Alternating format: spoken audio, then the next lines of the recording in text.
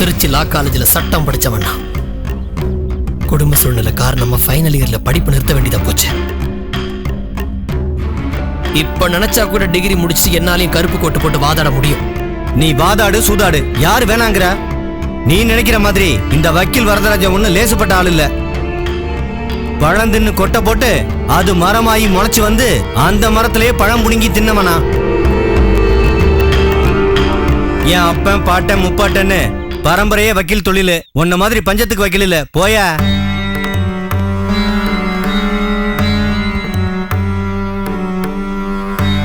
Sorry Bharat, உங்களை அவமானப்படுத்தி பேசிட்டாரு. விடுங்க. அம்மா. என்னம்மா? உன்னை எங்கெல்லாமா தேடுறது? தேடுற அளவுக்கு நான் ஒன்னும் பெரிய மனுஷி இல்லையேடி. என்னண்டா அடுத்தவா தேடுற அளவுக்கு எந்த விஷயமும் இல்லையேடி. சொல்லிடி, எதுக்கு தேடின? மா, முதல்ல நம்ம வக்கீல மாத்தணுமா? நம்ம கேஸ் இழுத்துட்டு போறதுக்கு அவருதான் காரணம். என்னடி சொல்ற? வக்கீல் மேல நேக்கு நம்பிக்கை இருக்கு. போன தடவை பார்த்தப்போ அவர் என்ன சொன்னார்? சிவில் கேஸ் முன்ன பின்னதான் ஆகும்னு சொன்னாரோ இல்லையோ? மா, முன்ன பின்ன ஆனா பரவாயில்லமா. நம்ம கேஸ் முன்னையும் போக மாட்டேங்குது, பின்னையும் வர மாட்டேங்குது. நின்ன இடத்துல அப்படியே நின்று இருக்கு. அதுக்கு காரணம் அந்த வக்கீல் தான். எனக்கு அவர் மேல இருக்கிற நம்பிக்கை போயிடுச்சு. அவர் ஜெயிக்கிறதுக்காக நம்ம கேஸ் எடுத்து வாதாடலாமா? சொன்னா கேளு, நம்ம வக்கீல மாத்திடலாம். ஏண்டி, லோகத்தை புரிஞ்சுட்டுதான் நீ பேசுறியா? ஜெயிக்க முடியாத கேஸை எடுத்துண்டு நாம கொடுக்கிற அல்ப ஃபீஸுக்காக யாரடி இந்த காலத்துல வந்து வாதாடுவா? ஏதோ கடவுள் புண்ணியத்துல இந்த வக்கீல் நமக்கு கிடைச்சிருக்கார். நல்லதோ கெட்டதோ இத்தனை தூரம் வந்துட்டோம். இனி திரும்பி போக முடியாதடி.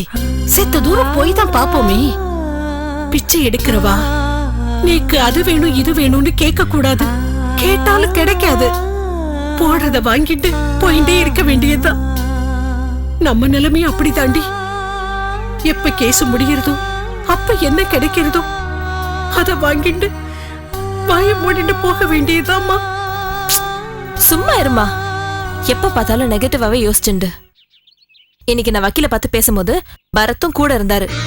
பரத் லா படிச்சுட்டு ஃபைனல் இயர்ல டிஸ்கண்டினியூ பண்ண வரான்.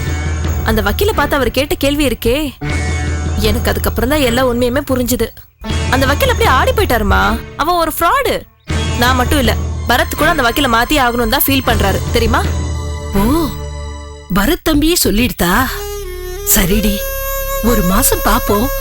சரிப்பட்டு வரலைன்னா நீ சொல்ற மாதிரி நான் கேக்குறேன். எல்லாம் என் தலை எழுத்து.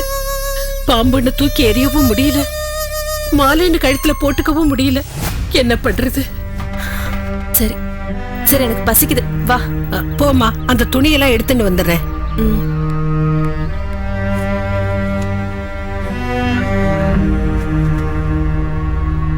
நீங்க சொன்ன மாதிரியே புஷ்பாவோட சேர்த்து இன்னும் 2 பொம்பளைங்களையும் செட் பண்ணி நாங்களும் மகேஸ்வர் ஐயரோட சம்சாரம்னு சொல்லி கேஸ் போட ஏற்பாடு பண்ணிட்டேன். 2 பேருமே பயங்கர பஜாரிங்க. நாம விட்டாலும் அவளுக்கு விட மாட்டாளுங்க. பத்ரம், ஜாக்கிரதையாரு. நம்ம ஆயுதம் எதிரிங்களை அழிக்கிறத விட்டுட்டு பதிலுக்கு நம்ம மேலேயே பாஞ்சிடக்கூடாது.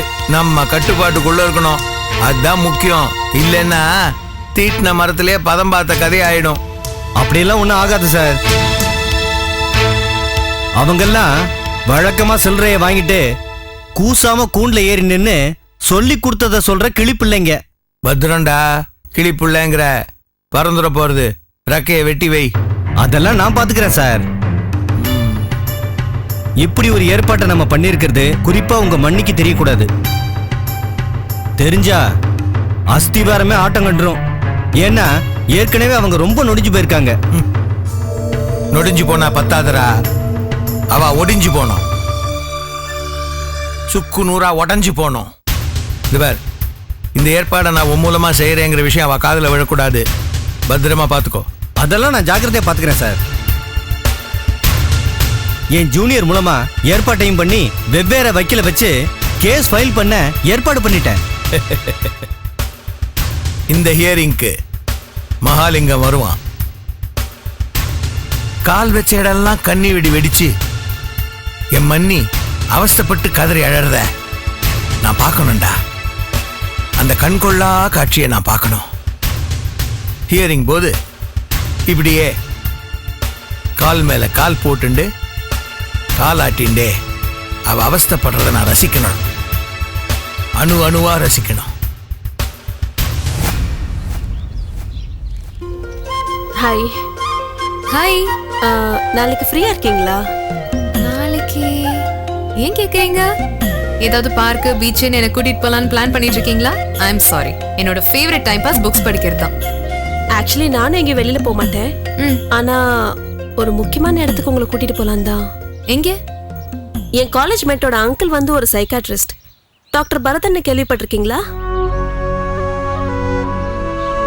அவர்கிட்ட உங்களுக்காக நான் ஒரு அப்பாயின்மெண்ட் வாங்கியிருக்கேன். போச்சு, நான் மறக்க இந்த கேஸ்னு முடிவே பண்ணிட்டீங்களா? சேச்சே, அப்படியெல்லாம் இல்ல. நீங்க ட்ரீட்மெண்ட் எடுத்துக்கிட்டா நல்லா இருக்குமேன்னு பார்த்தேன். பிகாஸ் நீங்க உங்க பேரு, உங்க குடும்பம், உங்க ஊரு இதெல்லாம் தெரிஞ்சுக்கிட்டா உங்க அம்மா அப்பா கூட போய் நீங்க இன்னும் சந்தோஷமா இருக்கலாம்ல. இப்போ நான் சந்தோஷமா தானேங்க இருக்கேன். என் வாழ்க்கையை இப்ப நான் முழுசா வாழ்ந்துட்டு இருக்கிறதா நினைச்சிட்டு இருக்கேன். நீங்க பரத், குமாரண்ணன் என்னை சுத்தி இவ்ளோ பேரை மேல அக்கறை காட்டிட்டு இருக்கும் போது இது எல்லாத்தையும் விட்டுட்டு என் பழைய வாழ்க்கைக்கு போகணும்னு நான் நினைக்கிறதுல எந்த அர்த்தமும் இல்லையே. இருந்தாலும் நீங்க யாருன்னு என்னன்னு தெரியாம உங்களுக்கு கஷ்டமா இல்லையா? இதுல என்ன கஷ்டம்? இப்போ உங்க பேர் என்னன்னு சொல்லுங்க. உமா. உமான்னா? உமானா உமாதான். இன்னார் பொண்ணு இன்னார் பேத்தின்னு இந்த மாதிரி ஊறிக்க ஒண்ணுமே இல்லாம போற வெங்காயம் மாதிரி தான் வாழ்க்கையும். சுத்தமா தோலடிச்சு பார்த்ததுக்கு அப்புறம் ஒண்ணுமே இருக்காது. அதுதான் உண்மையான உண்மை. Nobody has references அப்படின்னு சொல்லுவாங்க. That's 100% correct. You see, நேத்த பத்தி நினைச்சா நமக்கு கவலையா இருக்கும். நாளைய பத்தி நினைச்சா பயம் வந்துடும்.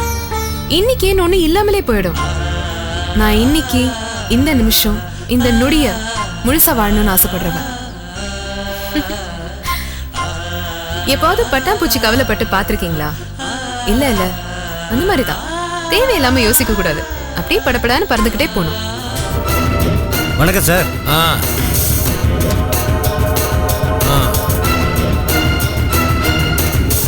அந்த மனுஷன் மகேஸ்வரனுக்கு தான் மனசாட்சி இல்ல, இந்த மகாலிங்கத்துக்கு இருக்கு. அதனால்தான் உன்னை வர சொன்னேன்.